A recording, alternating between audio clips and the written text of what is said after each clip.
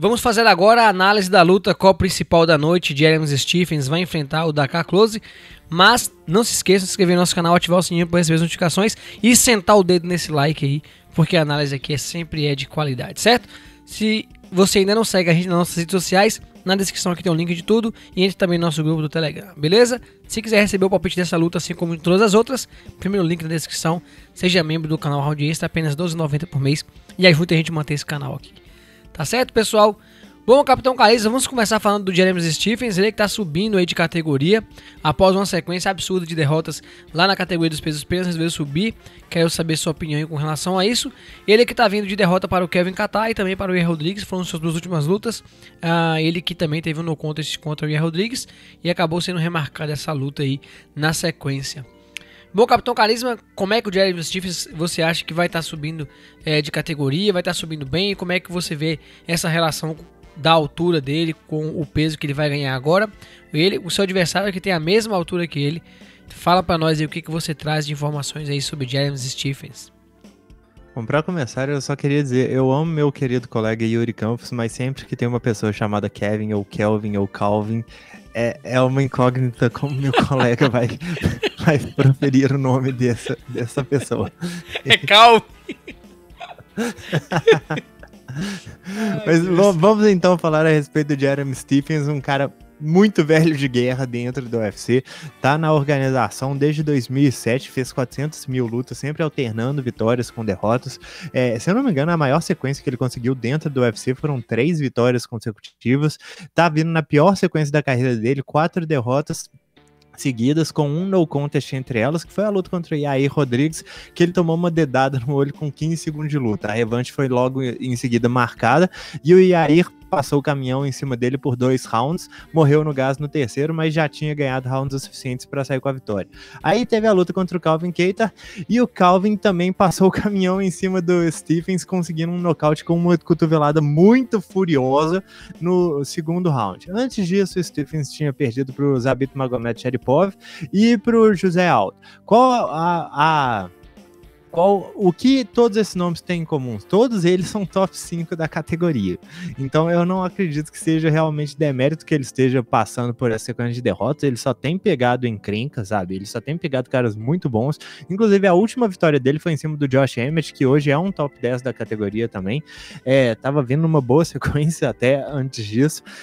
E em relação ao estilo de luta dele, ele é um cara muito brigador, sabe? Ele é um cara que se vale mais de colocar os oponentes contra a grade, trocar golpes meia torta à direita. Inclusive a luta dele contra o Josh Emmett e a luta dele contra o Du Ho Choi, elas foram bem similares, em questão que ele estava tomando um atraso numa trocação mais técnica, aí ele subitamente resolveu morder o protetor bucal e trocar golpe no ímpeto mesmo, trocar golpe na vontade, e ele conseguiu vencer 2 lutas contra caras mais técnicos. Eu respeito, eu acredito que essa é uma forma legítima de se vencer uma luta, mas ao mesmo tempo você não ganha pontos em questão de técnica ou estratégia, se a sua estratégia é ir pro tudo ou nada, quando nada tá dando certo logo de cara. Então, fora isso, ele tem chutes baixos muito ferozes, ele é um desses caras que tava chutando abaixo da linha do joelho, chutando a panturrilha, antes disso ser moda. Se você vê a luta dele contra o Gilbert Melendez, ele arrancou a perna do cara logo nos primeiros momentos do primeiro round e passou 3 rounds chutando a perna em toda a oportunidade que ele teve, sabe? O que ele tem dificuldade é com caras que se movimentam bem, e esse que foi o problema dele lutando contra o David Magomedsharipov, por exemplo, que ele não conseguia encurralar esse cara. Foi a mesma coisa contra o Renato Moicano. Os caras conseguiam escolher os momentos de trocação e aí eles acertavam um golpe e saíam, porque ninguém quer ficar para tomar uma das bombas do Stephens. Ele realmente bate muito pesado, é realmente um cara muito potente e ele tem muito gás, então ele é perigoso a qualquer momento. Uma questão que vem sendo falada, que eu acho que tem uma certa verdade, é a respeito dele sentir muitos golpes na região abdominal. O José Aldo conseguiu um nocaute com um senhor golpe no corpo, e o Yair Rodrigues conseguiu também dar um knockdown nele com golpes no corpo. Eu acho que é a região que ele sente mais as pancadas, mas assim, não acho que seja nada demais. Ele tava tomando golpes extremamente potentes. Não é como se ele fosse um Donald Cerrone da vida, que parece que tudo que rela de leve a região abdominal dele, ele tá sentindo. E uma outra coisa que vai constar é que mesmo nas derrotas para Yair Rodrigues, Zabit, Magomed Sharipov, ele conseguiu vencer um round. Isso demonstra muita resiliência e muita vontade e também muito gás. Ele conseguiu porque ele tem um gás muito bom. Ele é um cara, eu não tenho certeza se ele já fez uma luta de 5 rounds dentro do UFC. Acredito que já. Acho que ele fez uma luta de 5 rounds no UFC, que foi contra o Cub Swanson, mas até o momento ele demonstrou a capacidade de fazer 3 rounds sem maiores problemas. Eu acredito que a melhor arma dele sejam realmente os chutes baixos em combinação com os socos mais potentes, e eu gostaria de ver ele usando isso, mas um em relação ao outro, chutar para socar e socar para chutar. Eu acho que se você consegue colocar seu oponente na defensiva ou andando para trás, você meio que tem o dever de sentar uma bicuda na perna dele, e eu acho estranho que o Stephens não faça isso com mais frequência. Ele gosta de chutar seco e ele gosta de socar seco também, é como se ele não trabalhasse uma coisa em relação à outra, e tipo assim, ele treina com caras muito bons, então é estranho que ele não tenha uma profundidade técnica um pouco maior, só que fisicamente falando, esse cara é realmente um monstro. Ele tem queixo duro, ele tem um gás muito bom, ele bate muito pesado, e é isso aí. Ele tá subindo com uma sequência muito grande de derrotas, não bateu o peso na última luta, eu acho que é um motivo que ele está subindo, mas eu acho que ele finalmente tá pegando um cara mais compatível ao nível que ele tá lutando recentemente, então não é realmente uma luta de recuperação de forma alguma, mas é uma luta um pouquinho mais tranquila do que foi pegar todos os top 5 da categoria dos pesos penas. Seria a minha pergunta lá com relação ao casamento de luta aí, se essa luta seria mais tranquila aí para o Jeremy Stephens, ou se também seria uma luta que vencendo ele colocaria ele bem na divisão, mas deixa para você responder aí na análise da luta. Do outro lado, capitão, teremos o Drakkar Klose, ele que estreou no UFC em janeiro de 2017, tem boas vitórias, fez 7 lutas até então, tem apenas 2 derrotas, perdeu para o David Teymur em 2017 e sua última luta foi uma derrota para o Beneil Dariush por um nocaute técnico no segundo round ainda. Bom, quem é Drakkar Klose e o que ele vai estar trazendo aí de armas para enfrentar o Jeremy Stephens? Drakkar Klose é um cara que é bom lutador, tão chato quanto bom lutador, e ele é bem chato, então a gente sabe que ele é bom lutador. Ele é mais um trocador, mas só que ele também consegue usar o wrestling e ele faz uso disso em todas as lutas que ele pode. Ele gosta de colocar clinches em prática, ele gosta de colocar quedas nos adversários, pelo menos para conseguir uma pequena vantagem, mas ele se vale muito de trocação, ele gosta de conectar golpes no corpo, ele gosta principalmente de chutes baixos. Ele despontou dentro do UFC tirando a invencibilidade do Mark Diakiese, que estava vindo aí embalado com 3 performances fantásticas, demonstrando uma trocação de altíssimo nível, demonstrando bom wrestling também.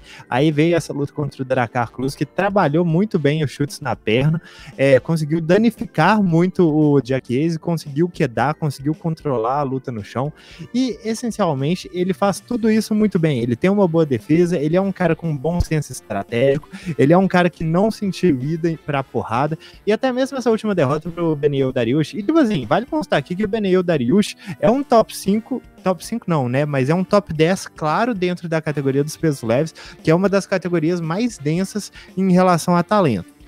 E ainda assim, o Drakkar Klose quase chegou a matar o Beneil Dariush. Inclusive, o nocaute que veio no segundo round foi quando aparentemente o Dariush estava sentindo gás, o Klose conseguiu acertar bons golpes nele, fez o Dariush sentir, fez o Dariush recuar, e aí a questão é que o Dariush também é um cara brigador, viu? Ele simplesmente mordeu o protetor bucal e falou: você quer trocar porrada? Eu vou te mostrar como é que você troca porrada.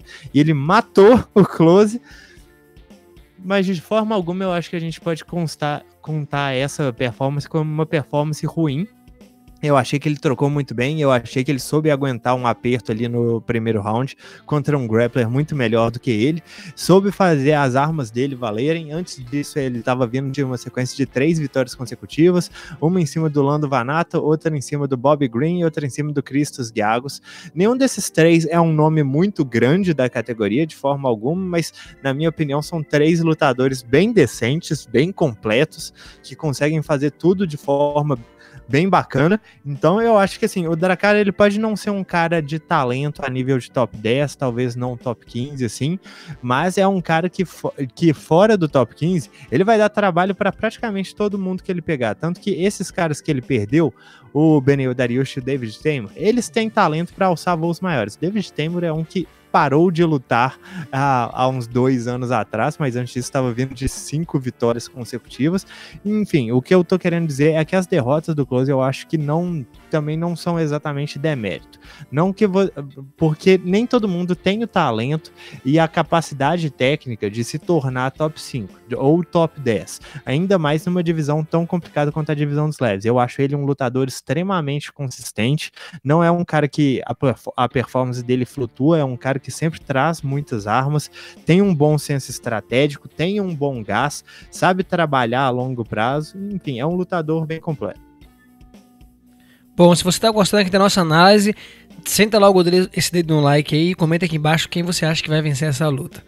Bom, Capitão Carisma, os dois atletas têm a mesma altura, 1,75, James Stevens subindo agora de categoria, ele que tem uma envergadura absurda, 1,80 contra 1,78 de seu adversário, ambos destros. Capitão, como é que você acha que vai ser aí o desenvolvimento dessa luta, meu nobre Capitão Carisma?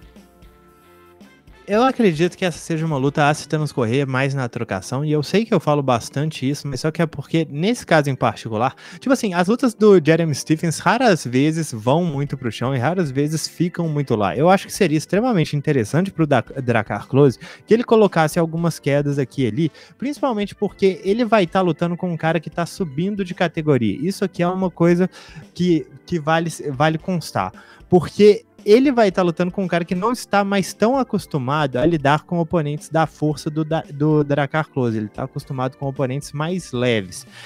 Então, a troca de wrestling pode funcionar muito em benefício do Dracar Close e seria importante para ele trabalhar esse tipo de coisa. Na trocação, eu acredito que os dois têm armas bem parecidas. Eles têm um boxe mais focado em golpes curvos do que em jabs, mas eles se baseiam muito em como que os chutes baixos funcionam. Eu acho que os dois têm capacidade de fazer as armas dele valer, só que o Jeremy Stephens tem uma potência maior. E eu sei que é estranho falar isso considerando que ele tá subindo de categoria, mas até mesmo entre os leves, quando ele lutava lá, ele tinha uma potência diferenciada. Ele conseguia causar muito estrago com poucos golpes. Não dá pra saber agora que ele ficou tanto tempo, tipo 6, 7 anos na categoria das penas, se ele vai subir e continuar com a mesma potência. Até porque, mesmo quando ele tava na categoria dos penas, era uma coisa que funcionava como uma piada quase interna de como que todo mundo falava a respeito do poder de nocaute dele, mas ele basicamente não tinha nocautes na categoria. E aí ele conseguiu uma sequência boa de 2 nocautes e subitamente veio a sequência infinita de derrotas que ele está passando neste momento. A grande questão aqui, eu acho que vale constar, é que os dois têm uma idade muito parecida, mas o número de lutas que eles têm não é nada parecido, sabe? O Stephens tem quase 40 lutas, enquanto o Close tem menos de 15. E claro que experiência é um fator, mas a questão é quantas guerras o Stephens já teve, quanto que isso já cobrou do corpo dele. Eu acredito que dentro do MMA, esse pode ser um fator mais difícil de se avaliar do que em qualquer outro esporte, porque subitamente os caras envelhecem. Agora, é o que eu tava falando, o Stephens estava fazendo lutas pelo menos duras e competitivas com caras de altíssimo nível, mesmo que ele estivesse perdendo essas lutas. O Close até o momento pegou no seu melhor oponente, o Beneil Dariush, e apesar dele ter dado um bom trabalho, ele ainda foi nocauteado no segundo round. Eu acho que os dois estão numa posição razoavelmente parecida, porque eu acho que o UFC meio que já desistiu de ver o Stephens lutando entre os top 10, os top 5, e o Dracar Close é um cara que ele parece perder quando ele vai dar o passo em direção a esse top 10.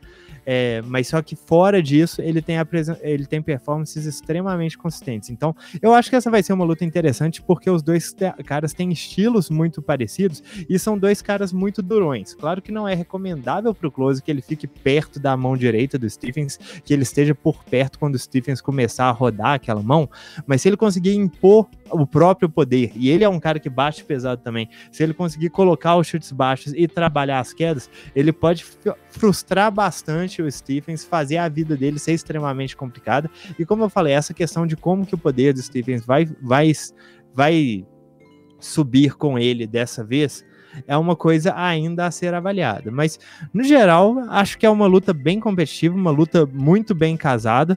Mas, assim, em relação à posição, o Stephens, infelizmente, se perder, vai ficar com 5 derrotas nas últimas 6 lutas, e a única que não foi derrota foi uma luta sem resultado. E não dá pra dizer que o UFC tá dando algum benefício pra ele nessa, não. Ele tá pegando um cara duro. Pode não ser um top 5, mas é um cara extremamente duro, e eu acho que essa luta deve render umas coisas bem boas pra gente. Tomara, viu, capitão? Tomara que seja uma lutaça aí. Vamos ver como é que vai ser essa subida aí do Jeremy Stephens. Bom, lembrando, se você ainda não se inscreveu no nosso canal, se inscreva, senta o dedo no like se você gostou do vídeo, senta o dedo no like se você não gostou do vídeo, e lembrando que na descrição aqui tem um link de nossas redes sociais. Se você quiser receber o palpite dessa luta, assim como de todas as outras, primeiro link da descrição, aí vão de nosso canal continuar crescendo, beleza? A gente se vê na próxima análise.